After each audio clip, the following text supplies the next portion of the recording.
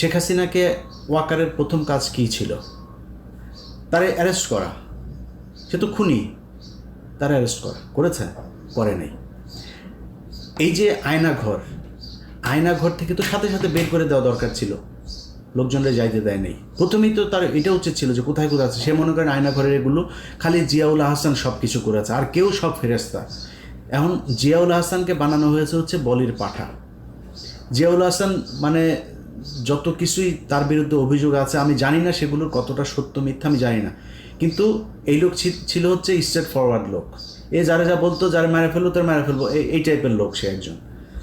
এখন এদের সাথে তেল দিয়ে চলতে পারেনি, সব দোষ তার ঘাড়ে দিয়ে সবাই ভালো মানুষ। এখন আপনি যে সেনাপ্রধান হিসেবে ক্ষমতা নিলেন, আপনি জানেন না কিচ্ছু, এই যে গুমটুম হয়েছে আয়নাঘর, কোনো কিছু জানেন না। তাহলে তো 5 তারিখের সন্ধ্যার ভেতরে সবাইকে ওইখান থেকে বের করে আপনার ক্যান্টনমেন্টের ভেতরেই তো ছিল এগুলো, আপনি করেন। এখন